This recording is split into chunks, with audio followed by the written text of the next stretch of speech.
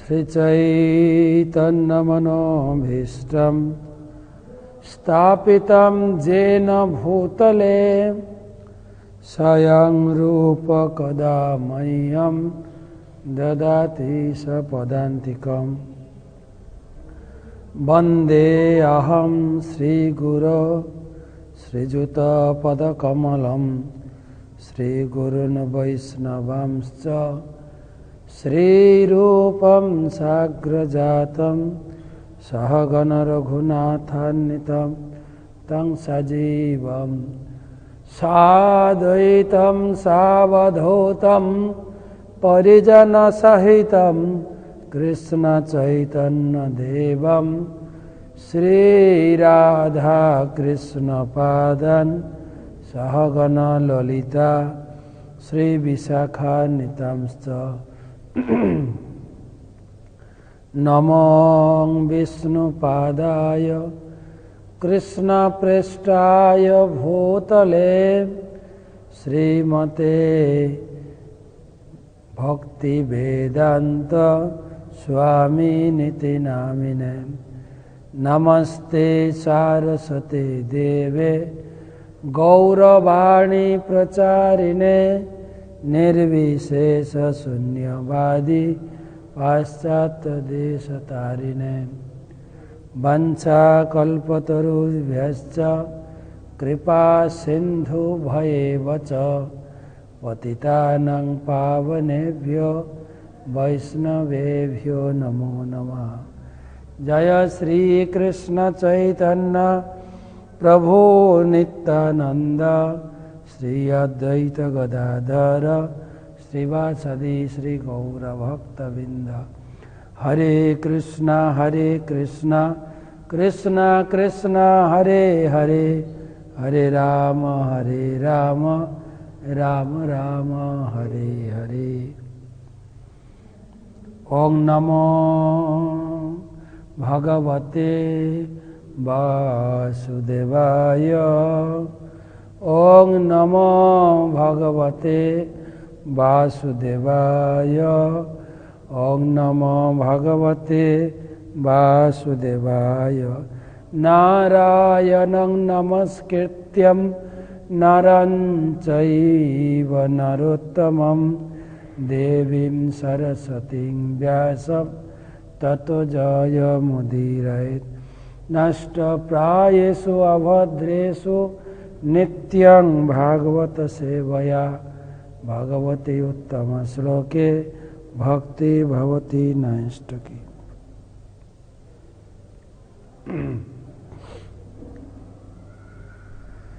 गुरु प्रणाम। नमो विष्णुपादाय कृष्णप्रेष्ठाय भूतले श्रीमते जयपताका स्वामिनिति नामिने।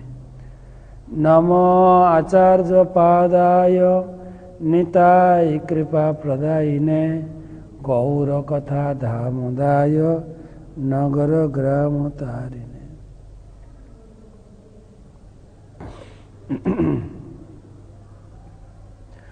तमादिदेवं करुणा निधानं तमालवर्णं सुहितावतारम् अपार संसार समुद्र सेतुं भजामहे भागवत स्वरूपम्। ग्रंथराज श्रीमद् भागवतम प्रथम स्कंध द्वादश अध्याय। आज के अंतिम क्लास द्वादश अध्याय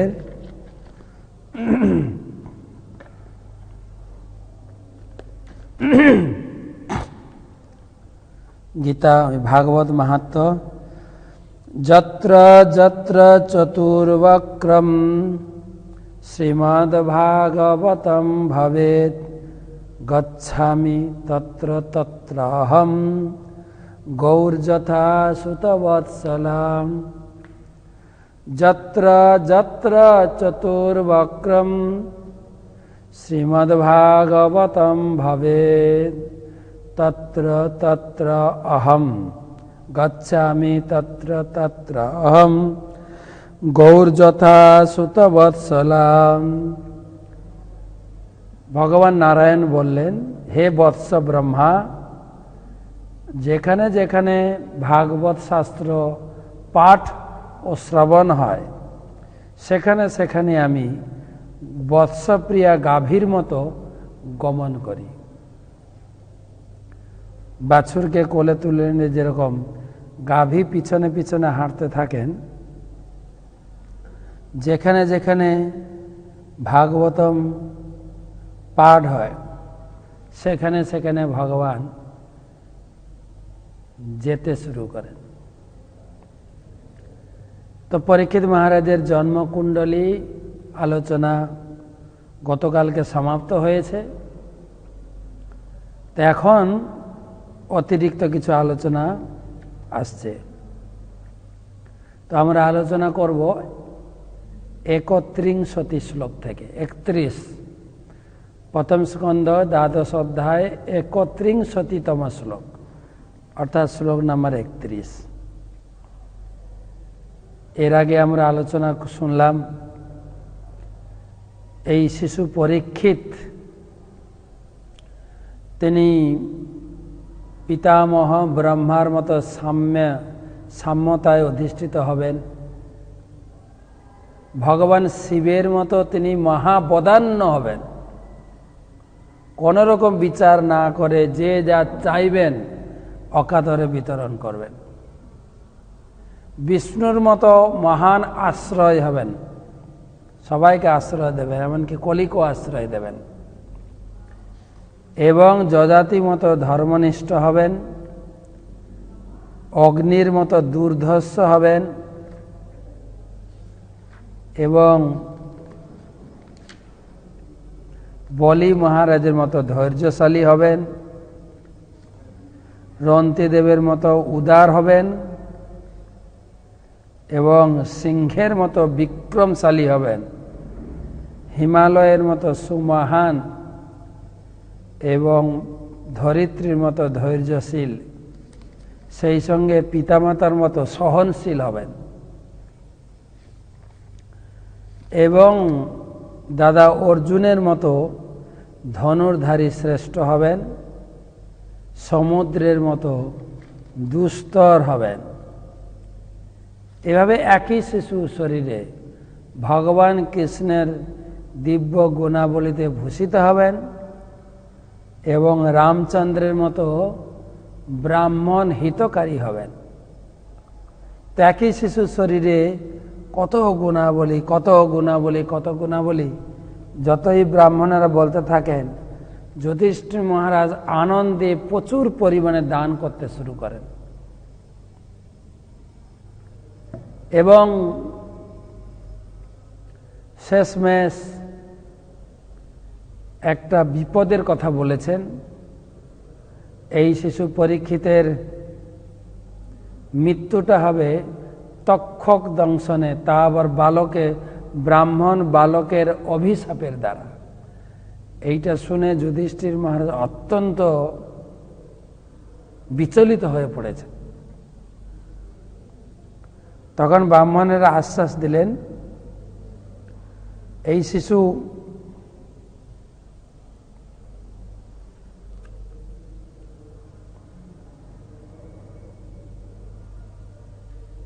দ্বারা মহান একটা জগতে কার্য সাধিত হবে। ব্যাসনন্দন শিল পরীক্ষিত মহারাজ, ব্যাসনন্দন শ্রী সুখদেব গোস্বামী এই পরীক্ষিত মহারাজের অন্তিম সময়ে 7 দিন ভাগবত কথা শ্রবণ করিয়ে এনাকে মুক্তিদান করবেন। তক্ষক তো আসবে কেবল এর মৃতদেহটাকে জ্বালাতে, তিনি তো সুখদেব গোস্বামীর শ্রীমুখ থেকে ভাগবত কথা সমুদ্রে আহরণ করে ভগবত ধামে চলে যাবে। তো তুমি দুশ্চিন্তাগ্রস্ত হইও না। এই বলে ব্রাহ্মণেরা প্রচুর দক্ষিণা গ্রহণ করে তারা প্রস্থান করলেন এবং শেষে তিনারা নামকরণ করে গেলেন। এই শিশুর দুটো নামকরণ করেছেন ব্রাহ্মণেরা, বিষ্ণু কর্তৃক রক্ষিত মাতৃগর্ভে, তাই এর নাম হবে বিষ্ণুরাত। আর যখন ভাগ্য গণনা করছিলেন ব্রাহ্মণেরা, এই শিশু এক একজনকে হাঁ করে তাকিয়েছিল, অর্থাৎ মাতৃগর্ভে যে পুরুষ ভগবান বিষ্ণুকে দর্শন করেছেন তাকে খুঁজছেন। মাতৃগর্ভে যে ভগবান আমাকে রক্ষা করলেন তিনি কোথায়, তিনি কি এই? তাই এই শিশু জগতের মানুষকে পরীক্ষা করবেন, মাতৃগর্ভে আমি যাকে দেখেছি সে কোথায়, সে কি ইনি? তাই এই শিশুর আরেক নাম হবে পরীক্ষিতা ইতি পরীক্ষিত। সবাইকে পরীক্ষা করবেন, তাই এর নাম হবে পরীক্ষিত। তো মোটামুটি দুটো নামকরণ ব্রাহ্মণেরা করেছে, বিষ্ণুরাত এবং পরীক্ষিত। তো তারপরের আলোচনা, ব্রাহ্মণেরা চলে গেলেন, খুব আনন্দ উৎসব হলো। এখন তারপরের অংশ আজকে শেষ করব। শ্লোক নাম্বার 31। স্বরাজপুত্র ববৃধে আশু শুক্ল ইবরূপঃ আপূর্যমানঃ পিতৃভিঃ কাষ্টাভিরিব সহন্নহম। স্বরাজপুত্র ববৃধে আশু শুক্ল ইবরূপঃ আপূর্যমান পিতৃভিঃ কাষ্টাভিরিব সহন্নহম।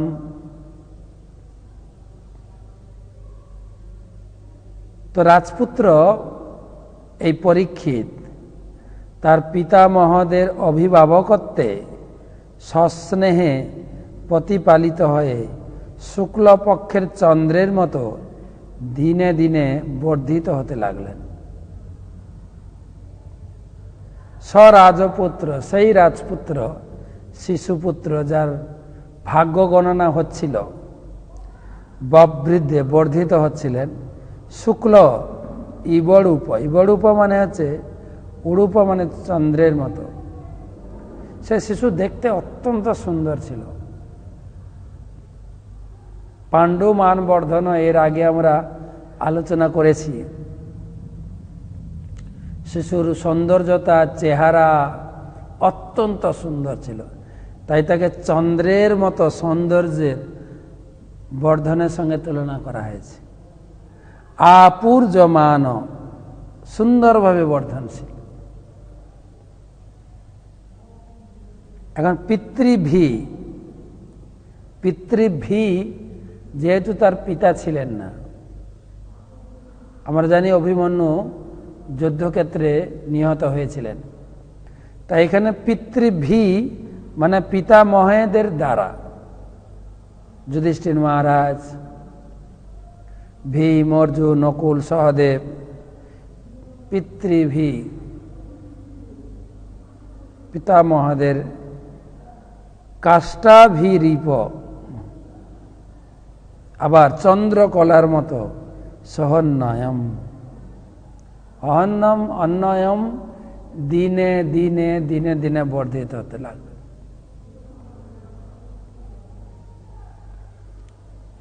বাল এব স ধর্মাত্মা কৃষ্ণ ভক্ত নিসর্গতঃ প্রীতিদ সর্বলোকস্য মহাভাগবত সুধী।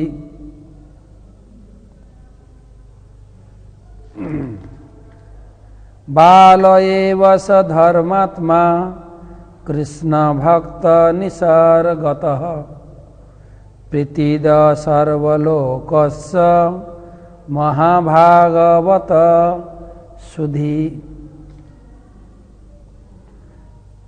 সেই পরীক্ষিত বালক, সেই পরীক্ষিত বালক অবস্থাতেই স্বভাবত ধার্মিক, সকলের প্রিয়ভাজন, মহাভক্ত এবং বুদ্ধিমান হয়েছিলেন। দেখেন আলোচনা হচ্ছে কিভাবে। বাল এব স ধর্মাত্মা কৃষ্ণ ভক্ত নিসর্গত। নিসর্গত মানে স্বভাববশত, স্বভাবটা জন্ম থেকে তৈরি হচ্ছে। কিন্তু কৃষ্ণ ভক্ত স্বভাবে কি ছিলেন? কৃষ্ণ ভক্ত, যিনি মাতৃগর্ভে সেই ভগবান কৃষ্ণকে দেখতেন। ধর্মাত্মা বাল, শিশু থেকেই, শিশু পরীক্ষিত ছোট থেকেই ভগবান কৃষ্ণের মূর্তি নিয়ে খেলা, তাকে মালা পরানো, তাকে পূজা করা, তাকে ভোগ নিবেদন করা, এই বালককাল থেকে স্বভাব তৈরি হয়েছে। ভালো, প্রীতিদ সর্বলোকস, এবং সকলের খুব প্রিয় ছিল, সকলের খুব প্রিয় ছিল। প্রীতিদ, খুব নম্র স্বভাব, ধীর স্বভাব। আর সে ছিল মহাভাগবত এবং সুধী, অত্যন্ত বুদ্ধিমান ছিলেন। ব্রাহ্মণেরা বলেছিলেন, ভবিষ্যৎবাণী করেছিলেন, অত্যন্ত তেজস্বী বুদ্ধিমান হবে। একদম সরাসরি ভগবানের ভাগনা ছিলেন, তার পুত্র। ভগবান কৃষ্ণের বোন ছিলেন সুভদ্রা, সুভদ্রার পুত্র অভিমন্যু, অভিমন্যুর পুত্র। একদম ভগবানের সঙ্গে লিঙ্ক। আর ছিল তার মাও ছিল উত্তরা, সেও ছিল অর্জুনের শিষ্য, অর্জুনের শিষ্যা। সব দিক থেকে ভগবান শ্রীকৃষ্ণের মাতৃকুল এবং পিতৃকুল থেকে ভগবানের ভক্ত ছিলেন। এবং গতকালকে আমরা আলোচনা করেছিলাম, শিল প্রভুপাদ তার নিজের জীবনীও বর্ণনা করেছেন। ছোটবেলা থেকে আমার ভগবানের ভজনা করার অভ্যাস কিভাবে গড়ে উঠেছিল।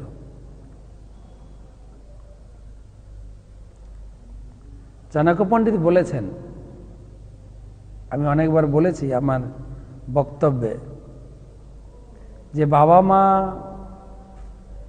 এখন তো ইন্দোনেশিয়া বা বড় বড় এই ইউরোপের দেশগুলিতে বিবাহের আগে একটা ওয়েডিং কোর্স করতে হবে। কিভাবে সন্তান পালন করবেন, কিভাবে বাড়ির লোকেদের সঙ্গে ব্যবহার করবেন শেখাচ্ছে। কোর্স যেগুলো মা বাবা শেখাতো ছেলে মেয়েদেরকে, বিশেষ করে মেয়ের মা, যখন মেয়ের বিয়ে হয় এগুলো শেখান। মেয়ের গর্ভে যখন কোনো শিশু, মেয়ে যখন গর্ভবতী হয়, মা সম্পূর্ণরূপে তাকে গাইড করেন, দেখা যায়। তো প্রসঙ্গ হচ্ছে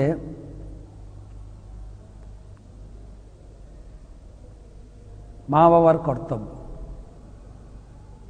চাণক্য পণ্ডিত বলছেন, লালয়ে পঞ্চবর্ষানি, 5 বছর পর্যন্ত যত আদর যত্ন করবেন, 10 বর্ষানি তাড়য়েতে, 5+ এবং 15+-এর মাঝখানে যে বয়সটা, প্রচণ্ড শাসনের ভিতরে এবং তাকে ধর্ম শিক্ষার অনুকূলে গড়ে তুলতে হয়। তাহলে শিশুর ভবিষ্যৎ, ভগবান যদি তার জীবনের সঙ্গে যুক্ত হয়ে যান, তার জীবন তো ধন্য হয়ে যাবে। জীবন রাখে হরি মারে কে, ভগবানকে তার জীবনে আনতে হবে।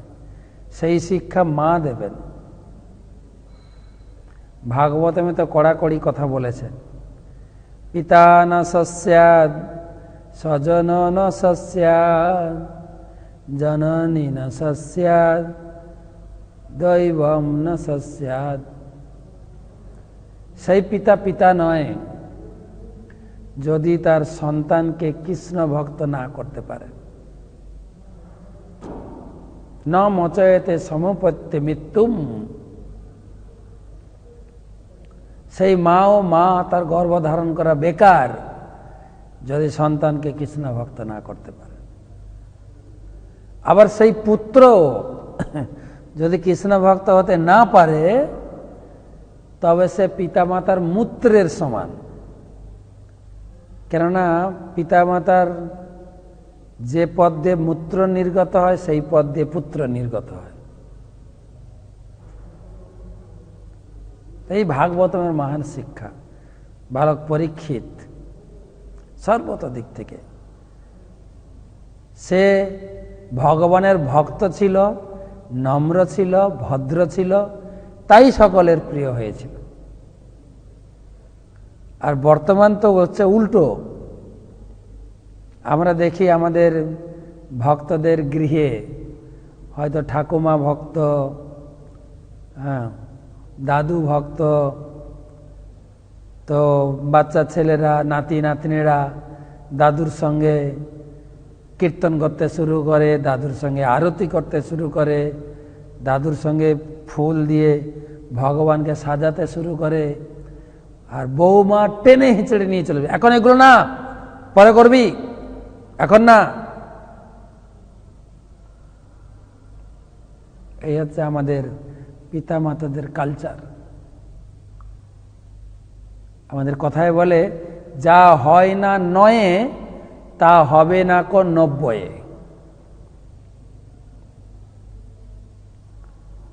অনেকদিন আগের কথা, প্রায় 30-35 বছর আগের কথা। আমি তখন বাড়িতে ছিলাম। আমাদের দেশে একটা অভিযান হলো, সাক্ষরতার অভিযান। আমাদের দেশে কেউ মূর্খ থাকবে না, সবাইকে লেখাপড়া শেখাবেন সরকার। সবার বাড়ি বাড়ি স্লেট, চক বা খড়ি বলেন, যা বলেন, খড়ি, হেরিকেন, লাইট জ্বালিয়ে যেন ঘরে পড়াশোনা করে। বুড়ো বুড়ি বাচ্চা সবাই পড়বে। তা আপনারা কি মনে করেন নিরক্ষরতা উঠে গেছে আমাদের দেশ থেকে? কেউ পড়েনি, কেউ না। সাইকেল কি বলে, হ্যারিকেনগুলো ঘরে পেয়েছে। যা হবে না নয়, ছোটবেলা না হলে বুড়ো বয়সে আপনি পড়াবেন? ছোটবেলা থেকে গাইড করুন সন্তানদের। আর গাইড মানে এই খুব পড়াশোনা, কাজ শেখানো, ও তো ভগবান জন্ম দিয়েছেন মানে ভগবান আহারও ব্যবস্থা করে রেখেছেন। দুমুঠো আহারের জন্য একটা মানুষ কতটুকুই বা খায়? 200 গ্রাম চাল ভাত খায় তো সারাদিনে। তার জন্য কেন এত পরিশ্রম?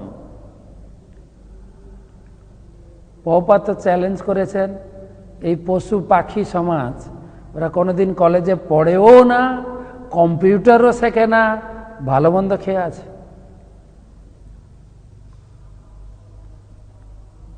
তার মানে এই বলছি না যে পড়াশোনা করতে হবে না, কিন্তু বলার উদ্দেশ্য হচ্ছে কেবল পড়াশোনা, কেবল চাকরি জীবনকে বড় করতে পারে না। জীবনে ভগবানকে জুড়তে হবে। মহাভারতে বলছেন, আহার নিদ্রা ভয়মৈথুনাঞ্চ সামান্যমেতৎ পশুভিনরানম। আহার, নিদ্রা, ভয় আর মৈথুন। কি করে ভালো মন্দ খাবো, আহারের চিন্তা। কি করে ভালো করে ঘুমাবো,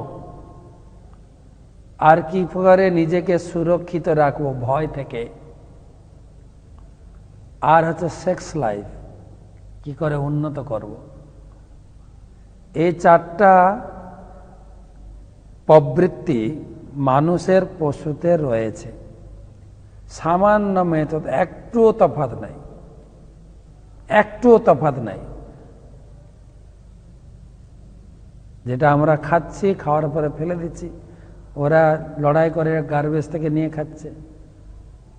আমরা ঘুমাচ্ছি, এই শীতের দিনে লেপ কম্বল মুড়ি দিয়ে ঘুমাবো, পশু যেখানে উষ্ণতা পাবে, ছাইয়ের গাদা, খড়ের গাদা, ওখানে ঘুমিয়ে নেবে।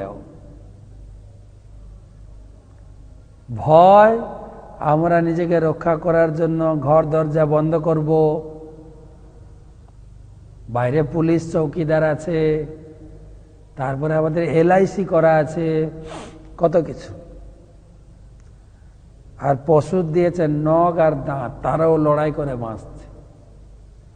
আর সেক্স লাইফ আমাদের তো গোপনে করতে হয়, ওরা ওপেন করছে, ওদের কোনো রেস্ট্রিকশন নেই। সামান্য মেতৎ পশুভি নরানাম, একটুও তফাৎ নাই। ধর্মহি তেষাম অধিক বিশেষ। পশু থেকে মানুষের অধিক বৈশিষ্ট্য কি? ধর্ম। ধর্ম কথাটা জুড়ে দিতে হবে। ধর্মেন হীনা পশুভি সমান। ধর্ম ছাড়া আর মানুষ তো ধীরে ধীরে পশু হয়ে যাচ্ছে, যেভাবে কালচার, যেভাবে সংস্কৃতি চলে আসছে। তো সেই জন্য শিশুকাল থেকেই এই বালক পুরো পরিবারে 5 জন দাদু, ঠিক আছে, বা ঠাকুর দাদা বলতে পারে, আর 2 জন ঠাম্মি আর মা ছিলেন, ব্যাস। যে কুন্তিও ছিলেন। খুব সকলের আদরের ছিল, সেই সঙ্গে সকলের গঠনমূলক প্রণালী হিসাবে ধর্মশিক্ষা, সকলকে সম্মান করার নৈতিক শিক্ষা এবং আদর্শ চরিত্র গঠনের শিক্ষা দিয়ে তাকে ধীরে ধীরে বড় করে তুলছে।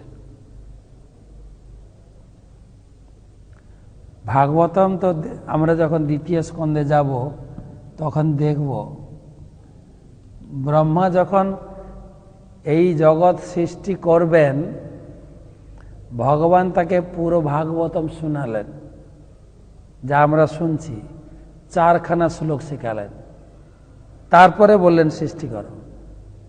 সেই শিক্ষা অনুযায়ী যারা আমরা ব্রহ্মার হয়ে সৃষ্টি করছি, ছেলে মেয়ে জন্ম দিচ্ছি, সকলের কর্তব্য ভাগবতমটা ভালো করে পড়ুন। ভাগবতমে সন্তান প্রতিপালন, পারিবারিক যোজনা, আচার আচরণ, নৈতিক শিক্ষা, চরিত্র গঠনের শিক্ষা সুন্দরভাবে রয়েছে। আর না হলে পড়াশোনা করতে করতে সময় গেল, যদি আমি মেয়ে হয়ে থাকে একটা ছেলেকে বিয়ে করলাম, সংসার করলাম, 2-4টা বাল বাচ্চা হলো, মরে গেলাম, বাস। কবিরা গিয়েছেন, এই জগতের উপরে এর বাইরে জগৎ আছে, তোমরা জানো না। এর বাইরে আমার দেখাশোনা বাইরে আরো কিছু রয়েছে, যেটা গীতা ভাগবতমের সন্ধান দেওয়া হয়েছে। তা যদি আমি জীবনে না জানলাম, অনেক কিছু অজানা থেকে গেল। 33 নম্বর শ্লোক। যক্ষ্যমাণস্য মেধেন জ্ঞাতিদ্রোহ জিহাসয়া রাজা লব্ধ ধন দধৌ নান্যত্র করদণ্ডয়। যক্ষ্যমাণস্য মেধেন জ্ঞাতিদ্রোহ জিহাসয়া রাজা লব্ধ ধন দধৌ নান্যত্র করদণ্ডয়। তো শিশু পরীক্ষিত ধীরে ধীরে বড় হচ্ছেন, সংক্ষেপে একটা দুটো শ্লোকে বর্ণনা করেছেন। এবারে ফিরে এসছেন যুধিষ্ঠির মহারাজ। তারপর কি করলেন? ঠিক এই সময় মহারাজ যুধিষ্ঠির জ্ঞাতিবধ জনিত পাপ থেকে মুক্ত হওয়ার জন্য এক অশ্বমেধ যজ্ঞ অনুষ্ঠান করার কথা বিবেচনা করছিলেন, কিন্তু কিছু অর্থ সংগ্রহের কথা ভেবে তিনি উদ্বিগ্ন হয়েছিলেন। কেননা উদ্বৃত্ত তহবিল না থাকায় কর ও জরিমানা আদায় করা ছাড়া অর্থ সংগ্রহের অন্য কোনো উপায় ছিল না।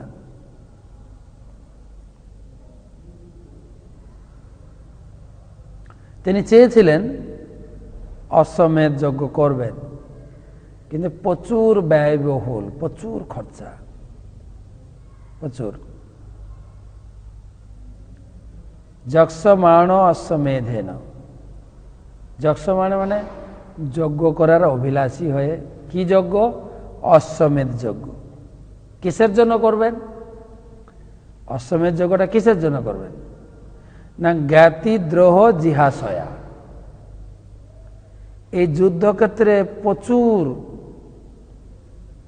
গণহত্যা হয়েছে, প্রচুর লোক মারা গেছে। কারা মারা গেছে? জ্ঞাতি, আত্মীয় স্বজন, পরিবারের লোকেরা। কিসের জন্য মারা গেছে?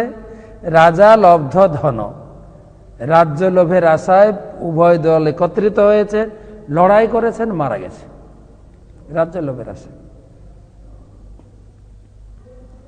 দধৌ অন্যত্র ন অন্যত্র করদণ্ডয়।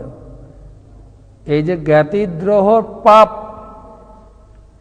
যুধিষ্ঠির মহারাজ যেহেতু রাজা ছিলেন, তাই রাজ্যের এই যে গণহত্যা, এর পাপ তিনি নিজে নিয়েছিলেন। তিনি নিজে মনে করেছিলেন এর জন্য আমি দায়ী। রাজার দোষে রাজ্য নষ্ট, গৃহিণীর দোষে বলা হয়। তো সুতরাং রাজ্যে যা কিছু হচ্ছে, ভালো মন্দ সবকিছুর দায়ী কিন্তু রাজা। ভালো হলেও রাজার সম্মান, খারাপ হলেও রাজার অপমান। তাই তিনি মনে করেছিলেন এই যে গণহত্যা পাপ থেকে মুক্ত হওয়ার জন্য আমি অশ্বমেধ যজ্ঞ করব। কিন্তু অশ্বমেধ যজ্ঞের যে তহবিল ছিল না, যুদ্ধ করতে গিয়ে তো সব শেষ। রাজকোষে তহবিল থাকা দরকার। তাই তিনি চিন্তা করছিলেন যে আমি করদণ্ডয় অন্য অন্যত্র। করদণ্ডয় মানে রাজাদের কাছে কর চাপানো ছাড়া, ট্যাক্স চাপানো ছাড়া কোনো উপায় নেই।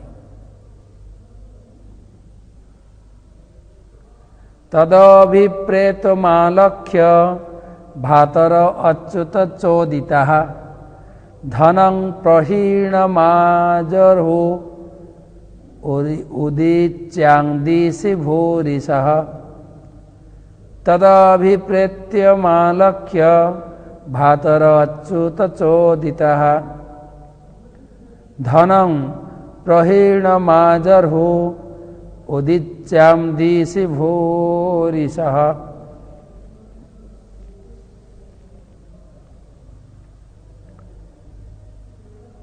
অনুবাদ: মহারাজের ঐকান্তিক অভিলাষ সম্বন্ধে অবগত হয়ে তার ভাইয়েরা শ্রীকৃষ্ণের উপদেশ অনুসারে উত্তর দিকে গমনপূর্বক মহারাজ মরুতের পরিত্যক্ত প্রচুর ধনরত্ন সংগ্রহ করে এনেছিলেন।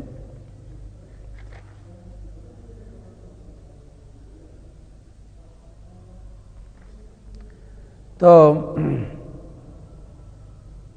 মরুতের সম্বন্ধে বিস্তারিত বর্ণনা দিয়েছেন দুটো শ্লোকে প্রভুপাদ, এই শ্লোকে এবং পরবর্তী শ্লোকে। ধন নেই, যুধিষ্ঠির মহারাজ বড় অশ্বমেধ যজ্ঞ করবেন, তো ভাইরাও চিন্তিত ছিলেন। আর সবে রাজা হয়েছেন, এখন যদি ট্যাক্স চাপিয়ে দেন কি হবে? জিনিসপত্রের দাম বাড়িয়ে দেন। তো সেদিকেও বিচলিত হচ্ছিলেন।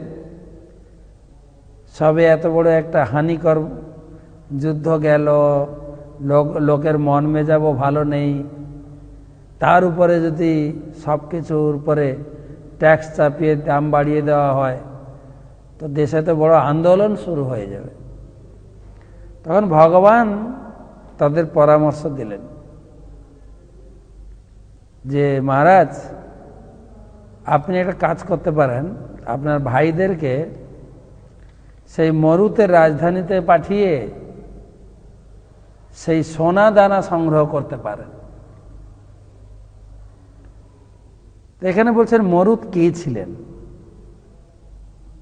আপনারা এই দুটো তাৎপর্য পড়বেন বিস্তারিত। মরুতের জীবন প্রণালী, পৃথিবীর অন্যতম একজন মহান সম্রাট। তিনি মহারাজ যুধিষ্ঠিরের রাজ্যত্বকালের বহু পূর্বে এই পৃথিবীতে রাজত্ব করেছিলেন। তিনি ছিলেন মহারাজ অভিক্ষিতের পুত্র এবং সূর্যতনয় যমরাজের একনিষ্ঠ ভক্ত, এবং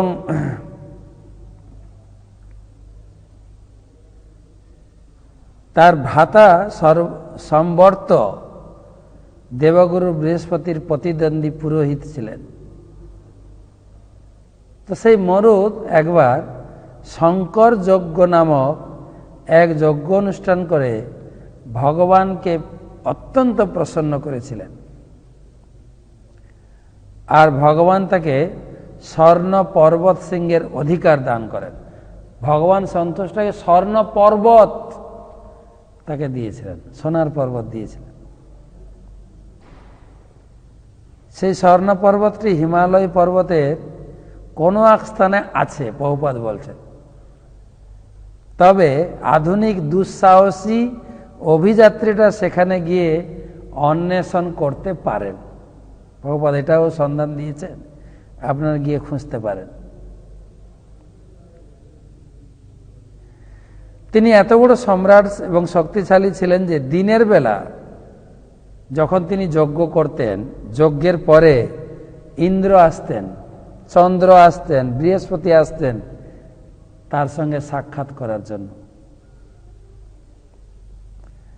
যেহেতু স্বর্ণ পর্বত সিংহটি তার অধিকারে ছিল, তাই প্রচুর পরিমাণে সোনা তার ছিল, পর্যাপ্ত পরিমাণে স্বর্ণ ছিল। এমনকি যজ্ঞের উপরে যে চাঁদুয়া টাঙানো হয়েছে, চাঁদুয়া না কি বলে, প্যান্ডেলে ত্রিফল, এটা স্বর্ণ দিয়ে তৈরি ছিল।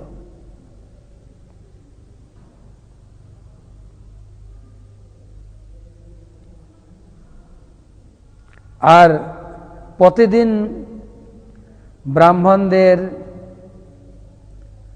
যজ্ঞ অনুষ্ঠান করার জন্য অনেক নেমন্তন্ন দিতেন, ব্রাহ্মণ ভোজনের জন্য, রন্ধন কার্যের জন্য। আর বায়ুলোক থেকে আসতেন, তারা এই রন্ধন কাজে সাহায্য করতেন, তাদের নেতৃত্ব দিতেন বিশ্বদেব।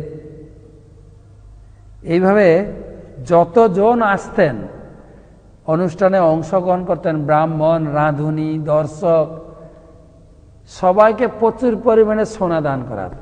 সোনার প্লেটে খেতে দেওয়া হতো, সোনার বিছানায় শোয়ানো হতো, লিখেছেন প্রভুপাদ।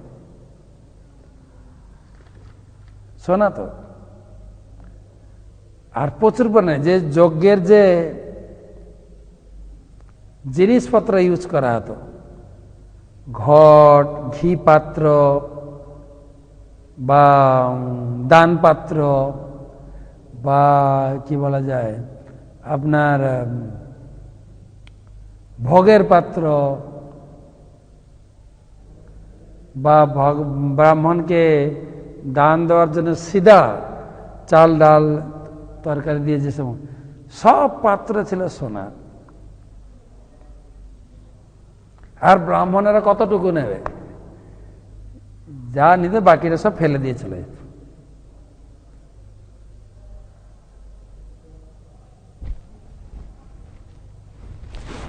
সেই জন্য বলছেন, পরের শ্লোকে প্রভুপাদ আরো ব্যাখ্যা করবেন, তেন সম্ভূত সম্ভার ধর্মপুত্র যুধিষ্ঠির বাজি মেধৈ স্ত্রীবিভীত যজ্ঞৈ সময়জন ধরিম। তেন সম্ভূত সম্ভার ধর্মপুত্র যুধিষ্ঠির বাজি মেধৈ স্ত্রীবিভীত যজ্ঞৈ সময়জন ধরিম। সেই সম্পদের দ্বারা যুধিষ্ঠির মহারাজ যজ্ঞের উপকরণ সংগ্রহ করে 3টি অশ্বমেধ যজ্ঞ অনুষ্ঠান করতে পেরেছিলেন। এইভাবে কুরুক্ষেত্রের যুদ্ধে আত্মীয় স্বজন বর্জনিত পাপের ভয়ে ভীত ধর্মরাজ যুধিষ্ঠির পরমেশ্বর ভগবান শ্রীহরির সন্তুষ্টি বিধান করেছিলেন। তো তারা 4 ভাই গিয়ে সেই পরিত্যক্ত সোনা, বোঝা গেছে, পরিত্যক্ত সোনা মানে ব্রাহ্মণেরা যা দক্ষিণা পেয়েছিল নিতে পারেনি, যা যজ্ঞের জন্য ব্যবহার করেছিলেন সেগুলো নেননি। আমরা মাঝে মাঝে করি না, যজ্ঞে যা ব্যবহার হয় তারপরে হয়তো গঙ্গায় ভাসিয়ে দিয়ে ফেলে দিয়ে চলে যায়। আর সেই রকম সব স্বর্ণ পাত্র, স্বর্ণের চাঁদুয়া, স্বর্ণের বিছানা, সবকিছু স্বর্ণ। সেজন্য মহারাজ যুধিষ্ঠিরকে মহারাজ মরুতের স্বর্ণ এবং তার প্রদত্ত ব্রাহ্মণদের পরিত্যক্ত স্বর্ণ সংগ্রহ করেছিলেন। মহারাজ মরুতের দেওয়া সমস্ত স্বর্ণ ব্রাহ্মণেরা নিয়ে যেতে পারেননি, দানের অধিকাংশ স্বর্ণই তারা রেখে দিয়ে গেছিল। আর মহারাজ মরুদও নিজের দান করা স্বর্ণ সেগুলো নিয়ে ব্যবহার করেননি, দান হয়ে গেছে না।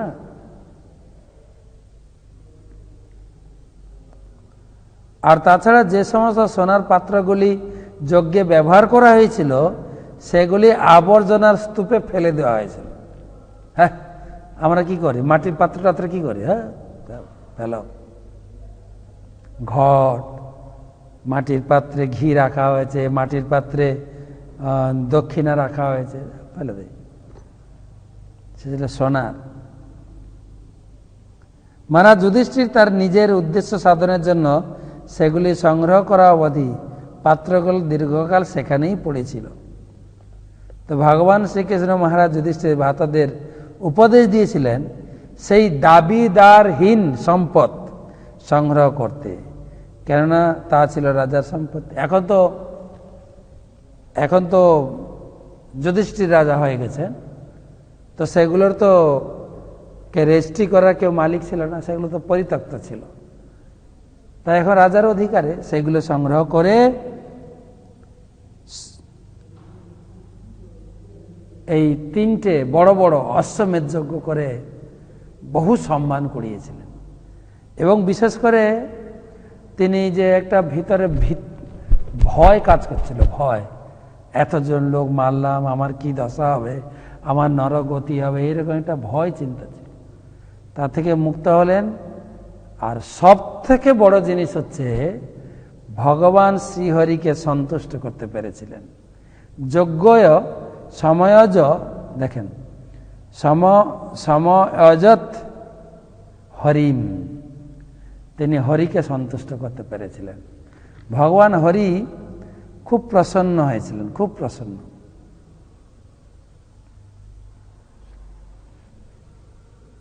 আর সেই যজ্ঞের কথা চিন্তা করে আমরা কি যজ্ঞ করতে পারবো?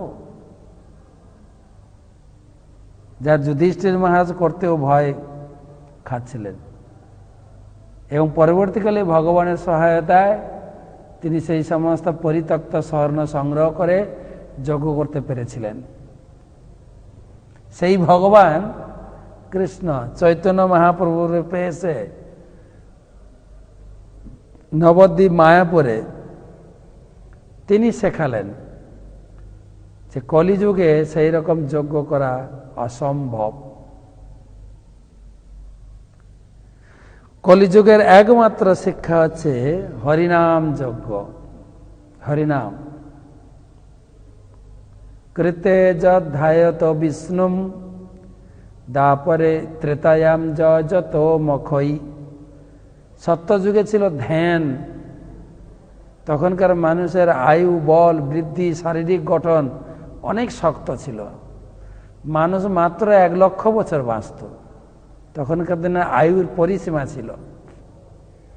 ত্রেতায়াম যজতমক্ষয়ী, যখন ত্রেতা যুগ এলো সঙ্গে সঙ্গে 10 গুণ আয়ু কমে গেল মানুষের, কালের প্রভাবে। মানুষের আয়ু 1 লক্ষ থেকে কমে 10,000। আবার দাপর যুগ যখন এলো আরো 10 গুণ কমে গেল 1000।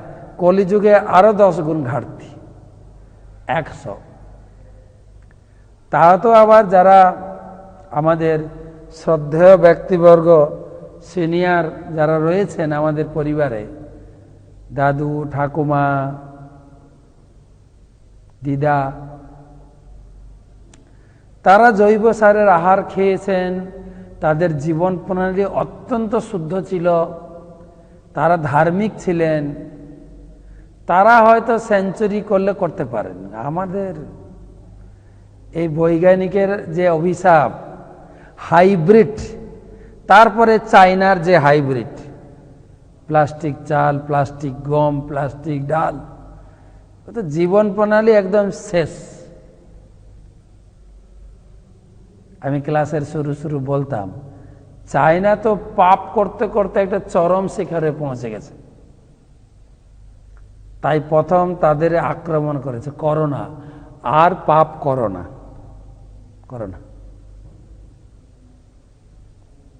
তো আমাদের জীবন এই 60-70-এ আটকে যাবে, আটকে যাবে না, আটকাচ্ছে। ভবিষ্যৎ পুরাণ, গরুর পুরাণে তো বলা হয়েছে মানুষ এত দুর্ভাগা হয়ে যাবে, খাবার পাবে না, হ্যাঁ, তারপরে এত খাটো হয়ে যাবে, খাটো।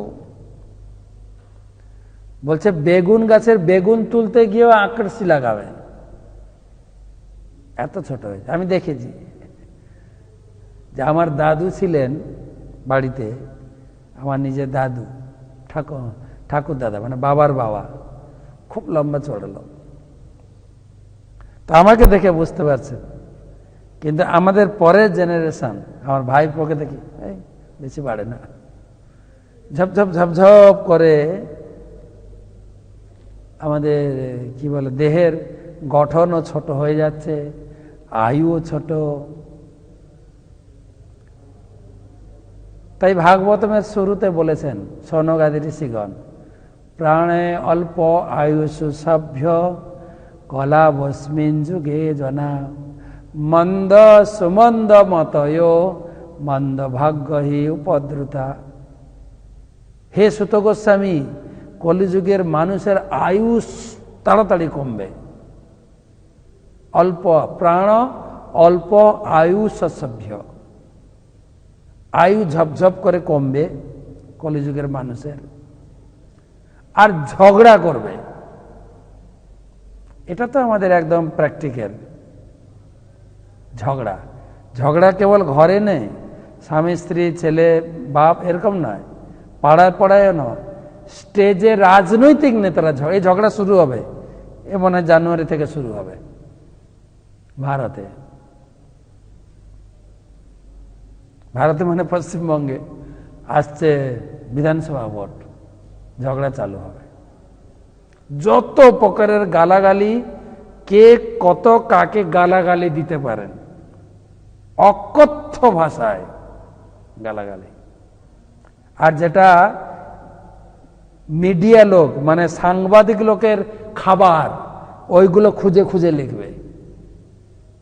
ওদের তো পোয়াবারও তখন যত গালাগালি শুনবে, ভিডিও করবে, লিখবে, লোককে দেখাবে, বাস।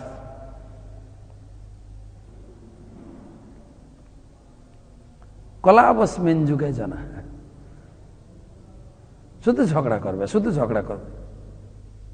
আর মন্দ সুমন্দ মতয় মন্দ ভাগ্য হি উপদ্র, ভাগ্য মন্দ, দুটো আহার জুটানোর জন্য তাকে কত পরিমাণ পরিশ্রম করতে হবে,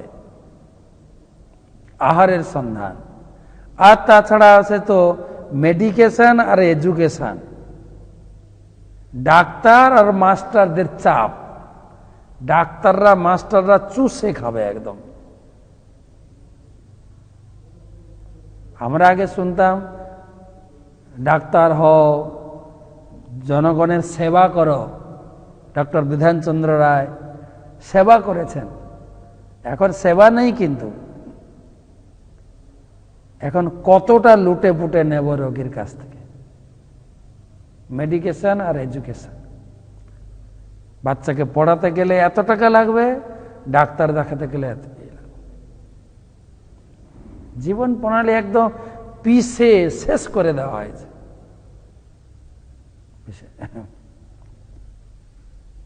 একজন বলছেন ইংরেজিতে, doctor cures giving a pills.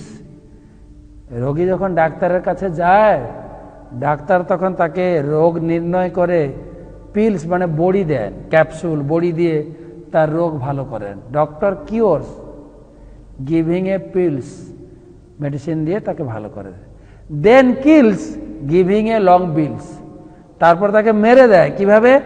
বড় বিল ধরিয়ে দেয়, তোমার হসপিটালের বিল এত হয়েছে, ব্যাস ওখানেই মরে যাবে লোকটা।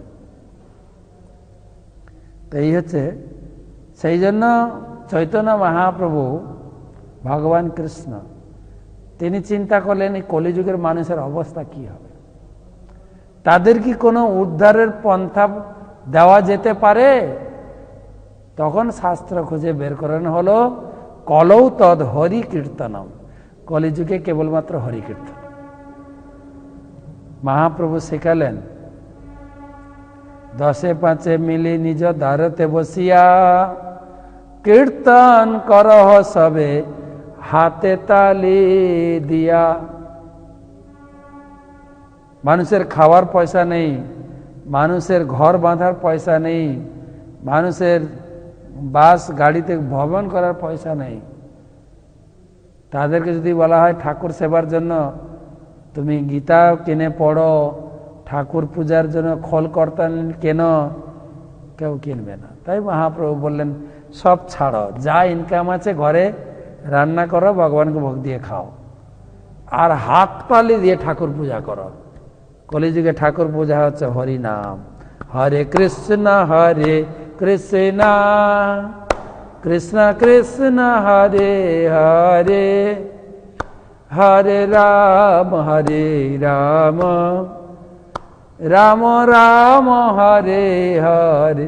ঘরে বসে নিজ দ্বারেতে বসিয়া 10-5 মিলি, বাড়ির সবাই সারাদিন কাজ করুন, অফিস চাষবাস ব্যবসা যা পারেন করুন, সন্ধ্যার সময় আসুন, সবাইকে নিয়ে বসে হাততালি দিয়ে কীর্তন করুন, হরে কৃষ্ণ কৃষ্ণ কৃষ্ণ হরে হরে, হরে রাম রাম রাম হরে। কীর্তন করুন,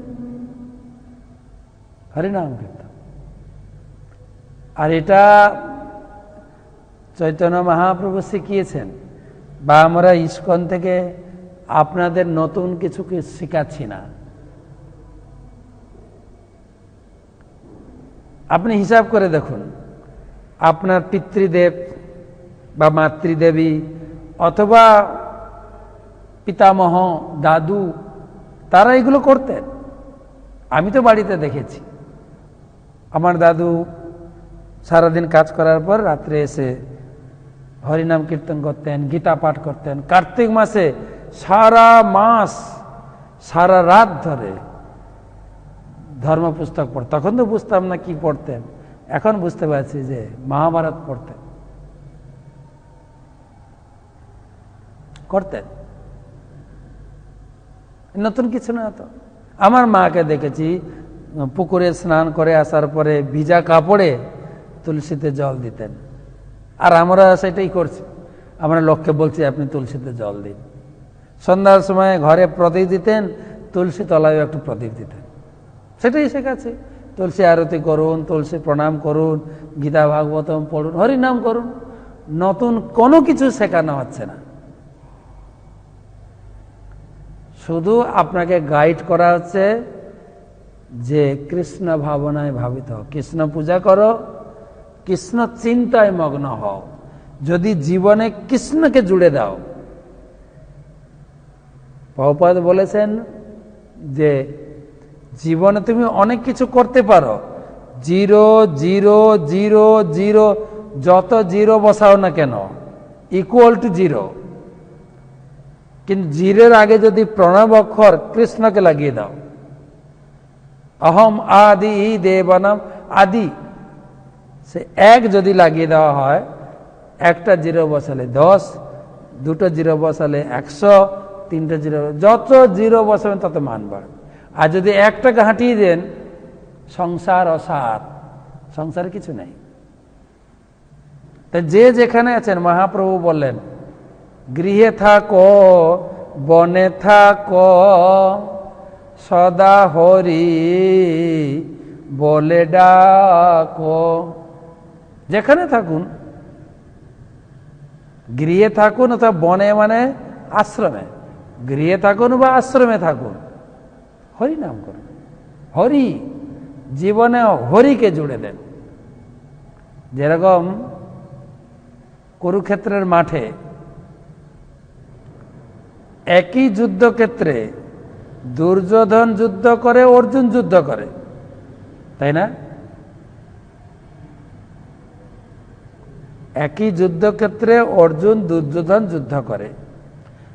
অর্জুন বাঁচিয়া রহে, দুর্যোধন মরে। দেখেন কেন না, অর্জুনের সঙ্গে ভগবানকে জুড়েছিলেন, ভগবান অর্জুনের সঙ্গে ছিলেন, দুর্যোধন অর্জুন ভগবান থেকে বিচ্যুত ছিলেন। তা সেটাই আলোচনা, লাস্ট শ্লোক। তাই কলিযুগে এত বড় অশ্বমেধ যজ্ঞ আদি করা সম্ভব নয়, বড় বড় মন্দির বানিয়ে পূজা করা সম্ভব নয়। কেবল ঘরে বসে হরি নাম করুন, যেখানে থাকুন। আর জীবনের শুরু থেকে যেন আমরা করি। কমল জল দল জীবন টলমল, বাসুদেব ঘোষ বলছেন, বৈষ্ণব কবি লিখছেন, এই জীবনটা টলমল, কখন না করোনায় ভেসে যায়। এখন থেকে, জীবনের শুরু থেকে যেন আমরা করি। আহুত ভগবান রাজ্ঞা রাজা ইত্যাদি জয়ী নৃপম উবাস কতি চিন্বাসন সুহৃদাং প্রিয় কাময়া। আহুত ভগবান রাজ্ঞা যাজ ইত্যাদি জয়ী নৃপম উবাস কতি চিন্মাসন সুহৃদাং প্রিয় কাময়া। মহারাজ যুধিষ্ঠির কর্তৃক সেই যজ্ঞে আহুত হয়ে পরমেশ্বর ভগবান শ্রীকৃষ্ণ সেখানে আগমন পূর্বক দ্বিজ ব্রাহ্মণের দ্বারা যজ্ঞে সম্পাদন করিয়ে আত্মীয় স্বজনদের আনন্দ বিধান করে কয়েক মাস সেখানে অবস্থান করছিলেন। ভগবান আমন্ত্রিত হয়েছিলেন এই যজ্ঞের জন্য, বড় বড় যজ্ঞ করা হলো এবং সকলের অনুরোধে ভগবান আরও কিছুদিন সেখানে ছিলেন। ভগবান তো দ্বারকা চলে গেছিলেন, আবার এসছেন, যজ্ঞে অংশগ্রহণ করেছেন, যজ্ঞ পরিচালনা করেছেন, সবাইকে আনন্দ দিয়ে আরও কয়েকদিন ছিলেন। তত রাজ্ঞা ভনুজ্ঞাত কৃষ্ণয়া সহ বন্ধুভি যজৌ দারবতীম ব্রাহ্মণ সার্জুন যদুভির্বিত। তত রাজ্ঞাভ্য অনুজ্ঞাত কৃষ্ণয়া সহ বন্ধুভি যজৌ দারবতীম ব্রাহ্মণ সার্জুন যদুর্ভির্বিত। হে সৌনক, তারপর দ্রৌপদী সহ মহারাজ যুধিষ্ঠির এবং বন্ধু বান্ধবদের বিদায় জানিয়ে অর্জুন সহ ভগবান শ্রীকৃষ্ণ যাদবগণ পরিবেষ্টিত হয়ে দ্বারকা নগরীর উদ্দেশ্যে ভগবান যাত্রা করলেন। পুনরায় ভগবান তার ধাম দ্বারকার উদ্দেশ্যে যাত্রা করলেন। যখন পাণ্ডবদের প্রয়োজন, যখন পাণ্ডবরা ভগবানকে আহ্বান করেন, ভগবান চলে আসে। এত বড় তার বিশাল সংসার ছেড়ে কেবল পাণ্ডবদের, পাণ্ডব প্রাণ ভগবান ছুটে আসেন পাণ্ডবদের আমন্ত্রণ রক্ষা করার জন্য, পাণ্ডবদের সঙ্গ দেওয়ার জন্য। ভুলতে পারেন না পাণ্ডবদের। আর এখানে রয়েছেন তার দুই বোন, দ্রৌপদী এবং সুভদ্রা, এবং এই পরীক্ষিত মহারাজ, যিনি মাতৃগর্ভে ভগবানকে দেখেছেন এবং বাইরেও জন্মগ্রহণ করার পরেও অনেক দিন ভগবান ছিলেন, তো ভগবানকে দর্শন করেছেন। তো সেই ভগবান সেই হস্তিনাপুর থেকে পুনরায় বিদায় নিয়ে তিনি দ্বারকার উদ্দেশ্যে যাত্রা করলেন। এরপরের প্রসঙ্গ আলোচনা একটু চেঞ্জ হবে, যদিও কন্টিনিউ চলবে। এরপরে বিদুরের কথা আসবে। বিদুর পুনরায় রাজধানীতে ফিরে আসবেন, ফিরে এসে ধৃতরাষ্ট্রকে ঘর থেকে বের করে নিয়ে যাবেন। Heavy interesting. তো তার জন্য আমরা পরবর্তী ক্লাসে আলোচনা করব। এবং আমাদের যে কলেজের নিয়ম অনুযায়ী আগামীকাল বৃহস্পতিবার উপলক্ষে, গুরুবার উপলক্ষে ভাগবতম ক্লাস বন্ধ থাকবে। আমরা শুনব গুরু মহিমা কীর্তন, গুরু বন্দনা, গুরু পূজা, গুরু ধ্যান, গুরু চর্চা। কালকে গুরুর মহিমা কীর্তন শ্রবণ করব। বিকাল 4টে থেকে 6টা প্রোগ্রাম। তো আপনাদের কাছে যে জুম লিঙ্ক আছে আগে থেকে, ওটাই যারা নতুন জুম লিঙ্ক চান আমাকে রিকোয়েস্ট পাঠাবেন এই নাম্বারে,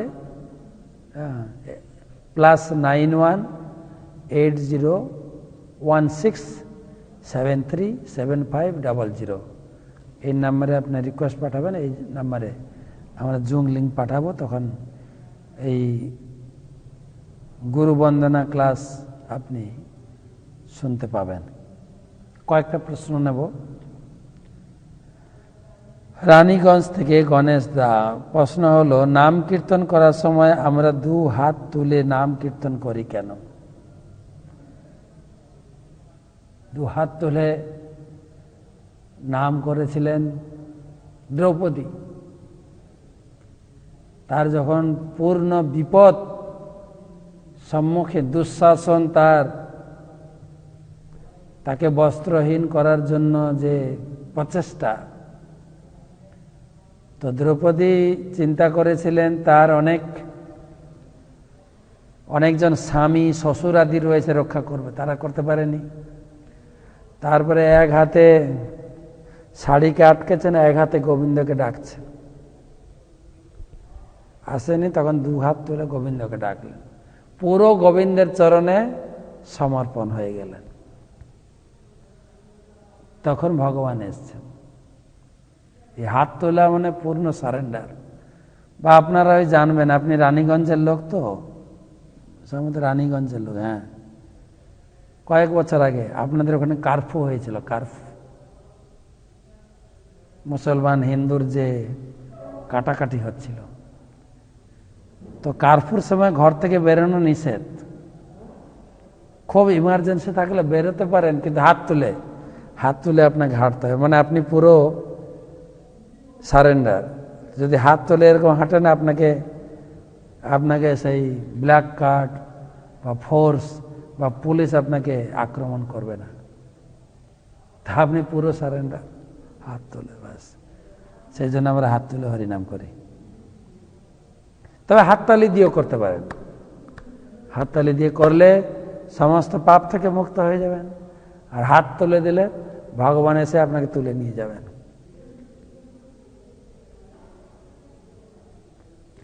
বাঁকুড়া থেকে রত্না বলছি, বিশ্বদেব বলতে কাকে বোঝানো হয়েছে? বিশ্বদেব পড়লাম নাকি? বিশ্বদেব,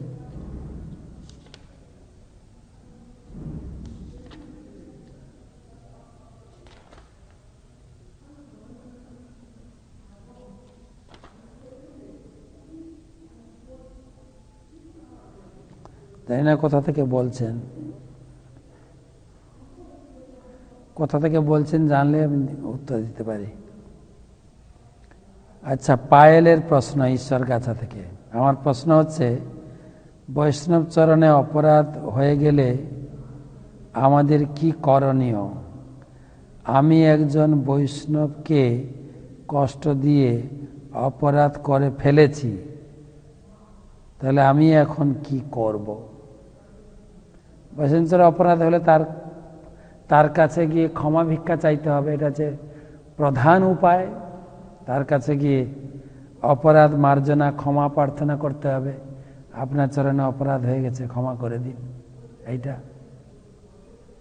এবং তার সন্তুষ্টি বিধানের জন্য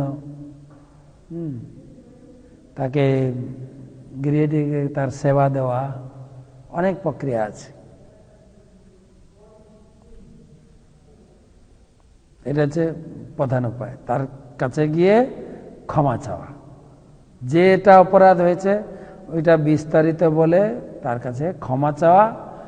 আর দ্বিতীয় হচ্ছে অনুশোচনা করা। এত বড় বৈষ্ণবের চরণে অপরাধ করলাম, যিনি হচ্ছেন ভগবানের মহান ভক্ত, এই বৈষ্ণব অপরাধের দ্বারা ভগবানও আমার প্রতি অসন্তুষ্ট হচ্ছেন। ক্ষমা প্রার্থনা আর অনুশোচনা দুটো হচ্ছে অস্ত্র বৈষ্ণব অপরাধ থেকে মুক্ত হওয়ার। অনেক বড় প্রশ্ন লিখেছেন বিদ্যুৎ রায় কোচবিহার থেকে। আমার প্রশ্ন হলো, ইস্কন পরিবার আর গৌড়ীয় পরিবারের মধ্যে ধর্মশাস্ত্র পালনে কোনো অমিল আছে? অমিল মানে, ইস্কন একটা গৌড়ীয় পরিবার। এই গৌড়ীয় পরিবারের মূল প্রতিষ্ঠাতা হচ্ছেন শিল ভক্তি সিদ্ধান্ত সরস্বতী ঠাকুর। তার শিষ্যবৃন্দ ভিন্ন ভিন্ন মন্দির করেছেন। তার এক শিষ্য অভয় চরণারবিন্দ ভক্তিবেদান্ত স্বামী প্রভুপাদ ইস্কন করেছেন। তাই গৌড়ীয় ইস্কন একই। আমার চারপাশে ইস্কনের কোনো ভক্ত নেই, তাই সাধুসঙ্গ করতে পারছি না, সবাই গৌড়ীয় মঠের ভক্ত। আমার কি করণীয় মহারাজ? আপনি শাস্ত্র শিক্ষা নেবেন, আর আপনি তো অনলাইনে ক্লাস করছেন, প্রতিদিন আপনার সঙ্গে আমাদের যোগাযোগ আছে। যদি কিছু জানার থাকলে আমাদের সঙ্গে ফোন করবেন, আমরা আলোচনা করতে পারি। এবং কোচবিহার আমাদের অনেক ভক্ত আছে। কোচবিহারে কোথায় বাড়ি আমি জানি না, কিন্তু কোচবিহারে আমাদের ইস্কনের একটা প্রচার বিভাগ, নামহট্ট সংঘ, প্রচুর নামহট্ট ভক্ত আছে। যদি চান আমি কোচবিহারের নামহট্ট সংঘের নাম্বার দিতে পারি। এবং কোচবিহার জেলার যে দায়িত্বে রয়েছেন, আমাদের ভক্তদের দেখাশোনা করেন, গৃহস্থ ভক্ত, গ্রামে গঞ্জে যেসব জায়গায় ভক্তরা রয়েছেন তাদের দেখাশোনা করার দায়িত্ব গুরুদেব একজনকে দিয়েছেন, শ্যাম সখা প্রভু। তো যদি চান ওনার নাম্বার দিতে পারে, উনি কাছাকাছিই থাকেন, আপনার সঙ্গে যোগাযোগ হতে পারে। এবং আপনি লিখেছেন, আমি দীক্ষা পাইনি, আমি ইস্কনের পরিবারের একজন সদস্য মনে করি নিজেকে মাঝে মাঝে ধর্মে একাগ্রতা রাখতে পারছি না। না, আপনি যদি আমাকে রিকোয়েস্ট পাঠান যে ওই প্রভুর নাম্বার দিন, আমি নাম্বার পাঠাবো, আপনি যোগাযোগ করলে আপনার সহযোগিতা পাবেন। ধর্মের ব্যাপারে যা জানার, ইস্কনের সঙ্গে যুক্ত হওয়ার জন্য যা যা করণীয়, সম্পূর্ণরূপে আপনি গাইড পাবেন।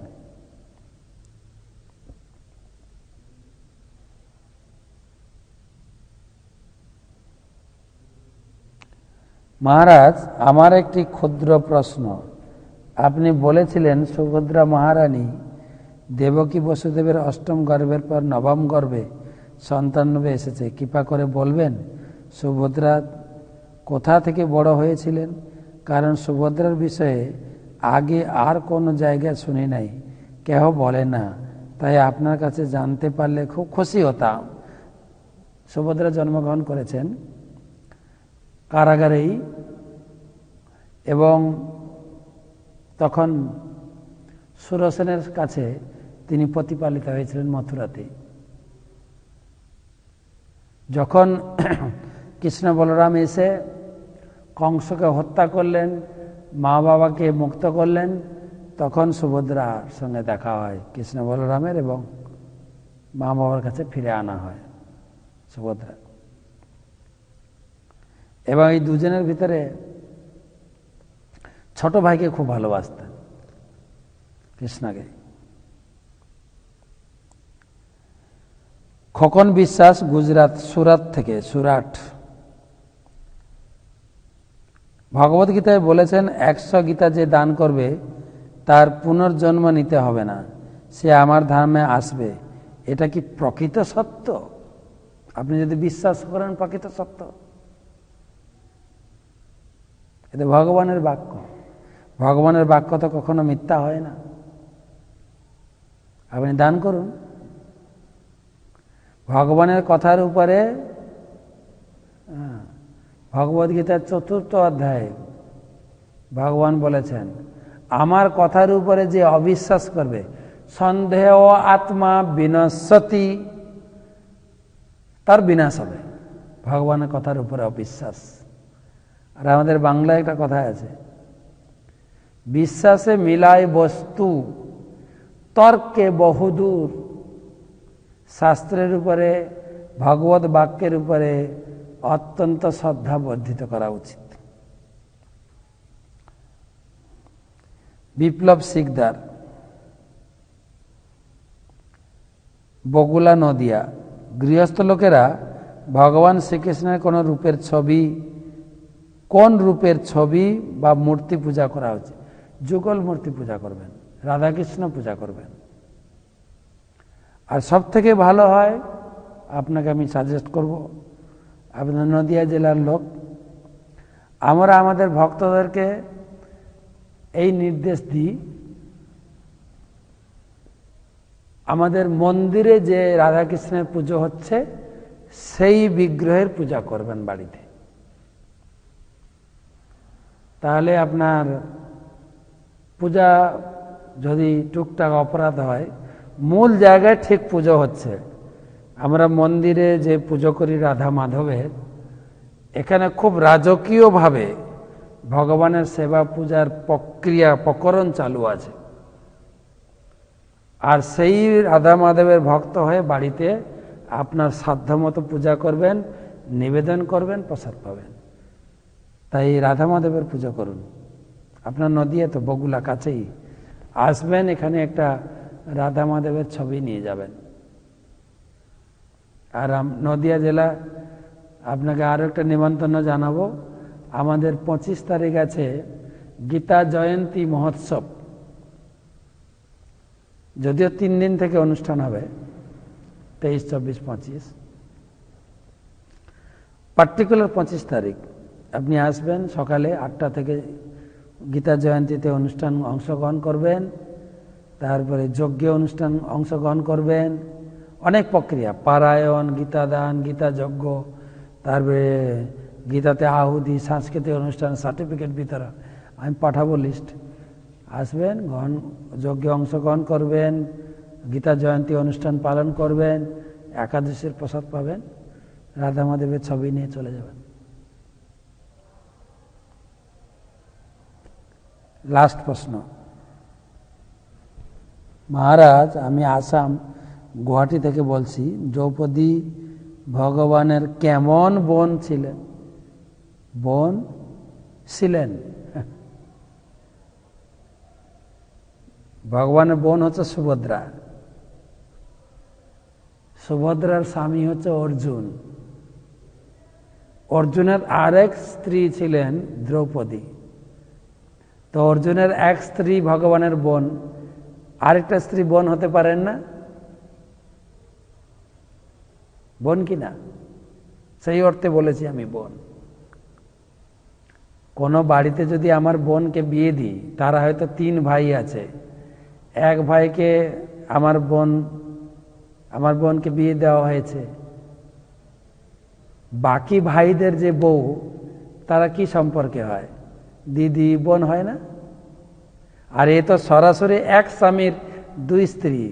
তো একজন স্ত্রী যদি বোন হয়, দ্বিতীয় স্ত্রী বোন হবে না কেন? ভগবান দুজনকে খুব ভালোবাসতেন, 2 বোনকে খুব ভালোবাসতেন। তো সবাইকে অসংখ্য ধন্যবাদ। তো কালকে ছাড়া পরশু দিন দেখা হবে। কালকে যারা গুরুবার গুরু চর্চা, গুরু ধ্যান, গুরু পূজাতে অংশগ্রহণ করবেন, আগের লিঙ্ক প্রতি বৃহস্পতিবারের একই লিঙ্ক, যারা নতুন অংশগ্রহণ করতে চান চাইবেন, লিঙ্ক চাইবেন। সবাইকে অশেষ ধন্যবাদ। হরে কৃষ্ণ কৃষ্ণ কৃষ্ণ হরে হরে, হরে রাম রাম রাম হরে হরে।